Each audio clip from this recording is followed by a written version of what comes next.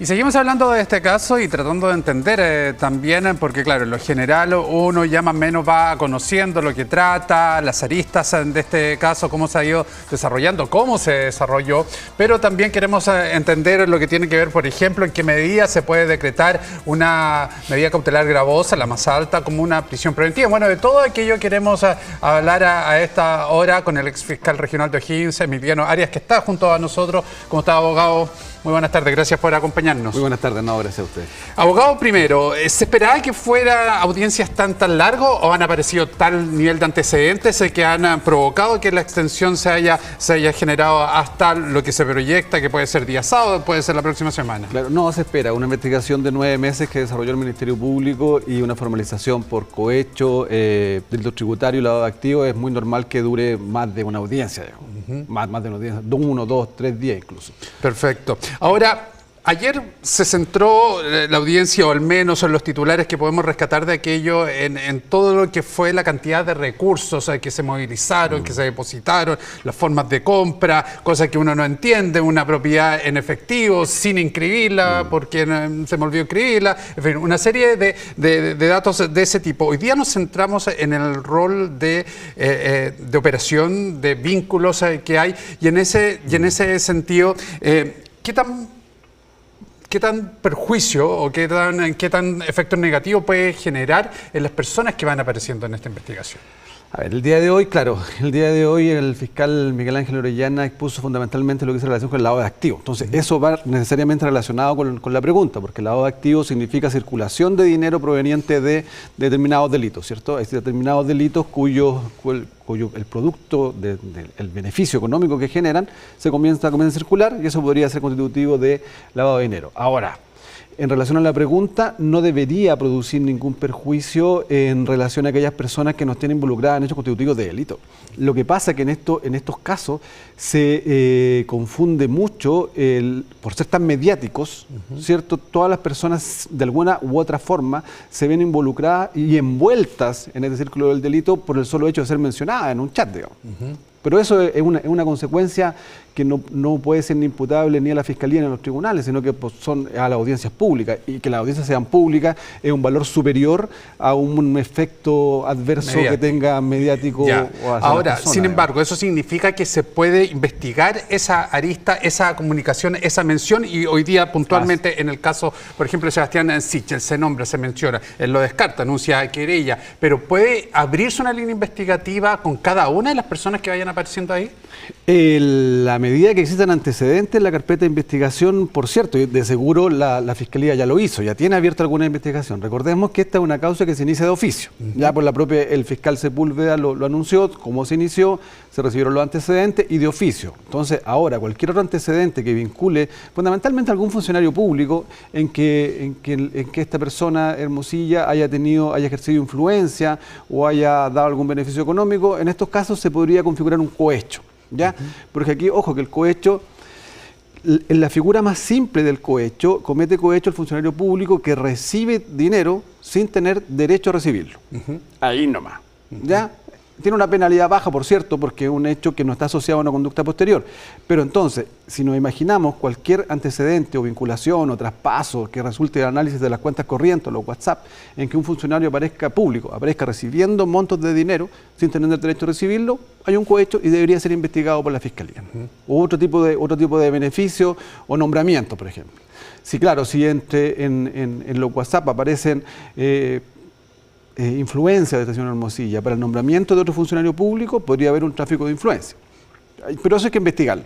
Es lo que ocurrió con los dos funcionarios públicos a Massa, que ya se le decretó la cautelar de arresto domiciliario. Exactamente. Ahí está comprobado que hubo un ofrecimiento tanto a la persona de Servicio de Impuesto Interno como a la Tesorería. Sí.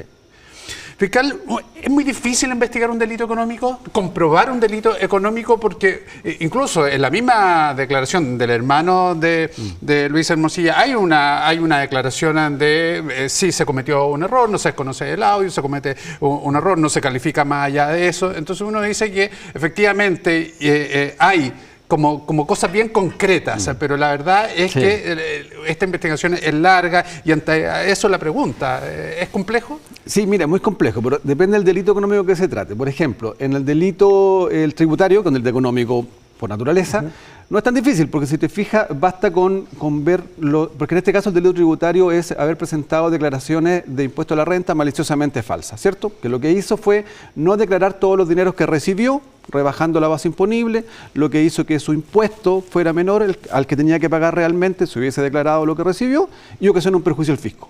Eso es matemática pura que lo ve el Servicio de Impuestos Internos con el informe de recopilación de antecedentes, más las cartolas. Listo, punto, estamos listos.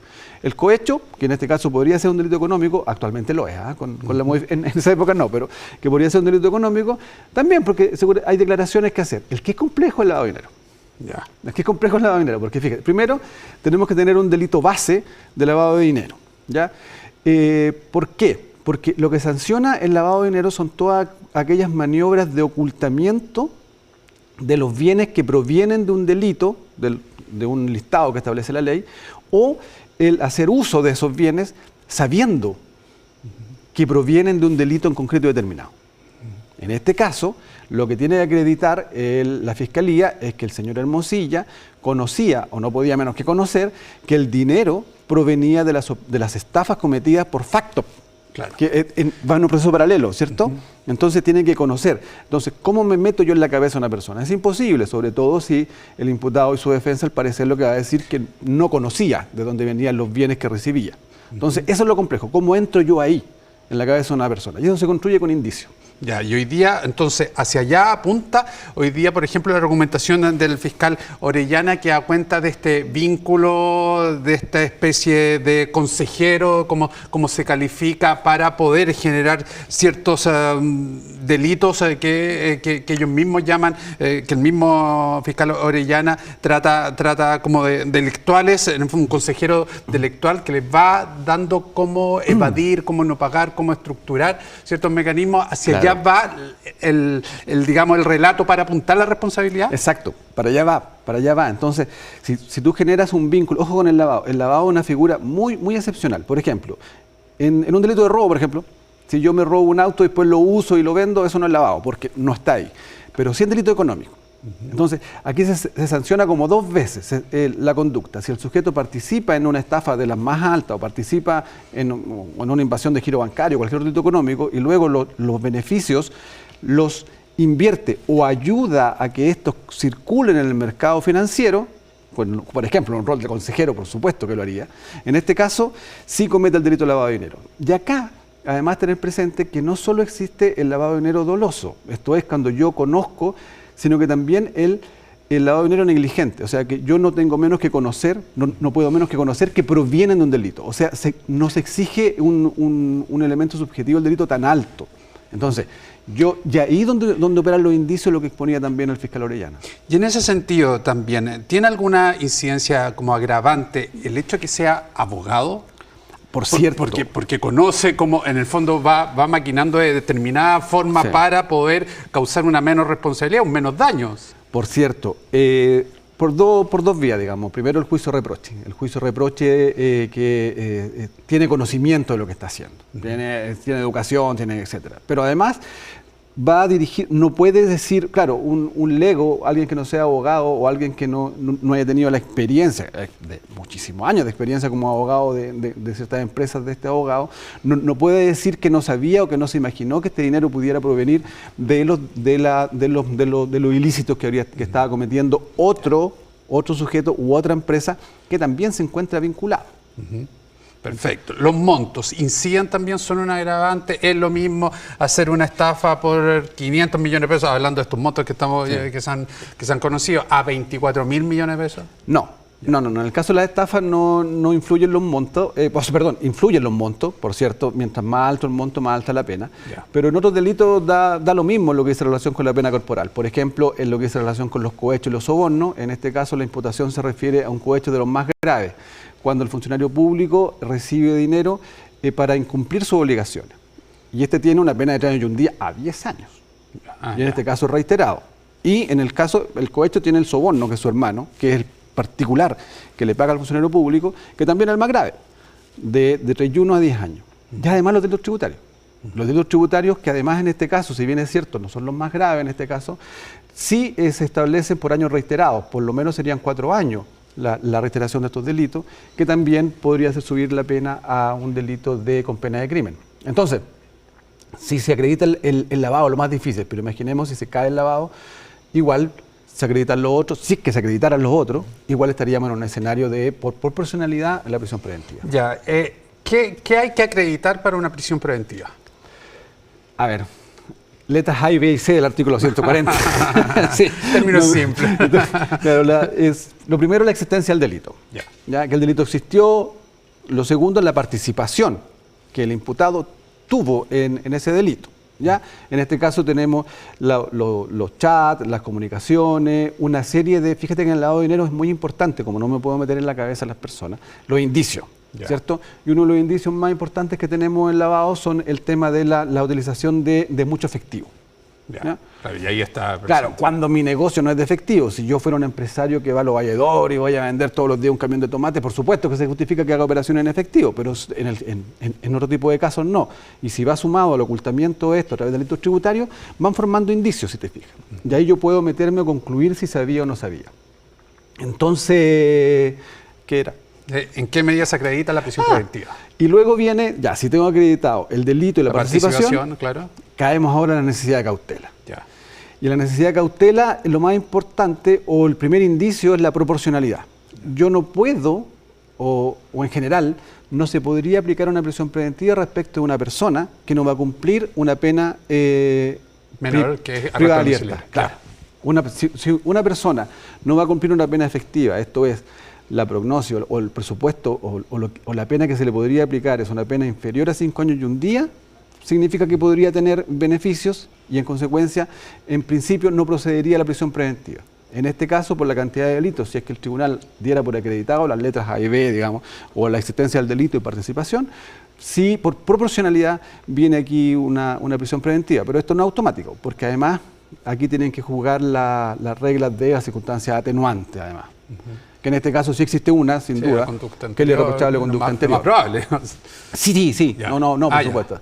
Sí. Y en general nuestro tipo de delito tienen irreprochable conducta anterior, digamos. Perfecto. Una última pregunta, fiscal, permítame hacérsela, que no tiene que ver con este caso, sino con el de Katy Barriga, porque además hoy día uno tiende a comparar la opinión pública. Hoy día se pide la revisión de medidas cautelares, se mantiene el arresto domiciliario, pero ¿por qué Katy Barriga puede estar en arresto domiciliario y lo comparamos, por ejemplo, con el señor Jadwe, que está cumpliendo prisión preventiva en Capitán Llave? Sí, mira, a ver, primero, antes de la comparación, lo que indica la experiencia, digamos, es que en general es muy difícil para un fiscal hacer mutar la prisión preventiva desde un arresto domiciliario que se está cumpliendo. Y recordemos que ya tuvo una revisión de cautelar hace unos meses, sí, claro, y que se le mantuvo también nuevamente, que está cumpliendo mutar una prisión preventiva. Porque la prisión preventiva no puede entenderse como una pena anticipada. Ya la presunción de inocencia acompaña durante todo el proceso hasta el juicio oral al imputado. Ya, en consecuencia, si los fines del procedimiento se cumplen con esa medida cautelar, no es posible cambiarla a menos que se sumen otros delitos, por ejemplo, que hagan más gravosa la pena probable. Y en este caso, lo que entiendo, solo habría variado un eventual perjuicio que deja la pena en el mismo lugar, digamos. Perfecto. Así que no es tan extraño. Lo que llama la atención es lo otro, que es el tema de la comparación. Pero ahí ya viene un poco de lo que es la autonomía de los tribunales, digamos. Estos casos se parecen un poco, porque en estos casos lo que se dice por las defensas, y que al parecer así fue, es que no se llevaron ningún peso para la casa, sino que... todo en eventos. Claro, en eventos para un lado, en el caso de Maipú, ciertos eventos que eran bastante sin sentido por lo que se ve, digamos, y en el otro caso que tenía un fin más altruista, incluso, podría decir yo. Pero como te digo, ahí ya depende no hay una explicación porque esto no es matemática, digamos, sino que son las facultades que tienen, en este caso, los jueces, y todas estas prisiones preventivas han sido revisadas por la Corte, digamos. Lo importante aquí es ver la fundamentación de las resoluciones. Muy bien, abogado, y muchísimas gracias por estos minutos, por aclarar varios puntos que hay, que surgen en la interrogante de estos casos. Que le vaya muy bien. Buenas tardes. Muchas gracias. Y nosotros nos vamos a información de último minuto.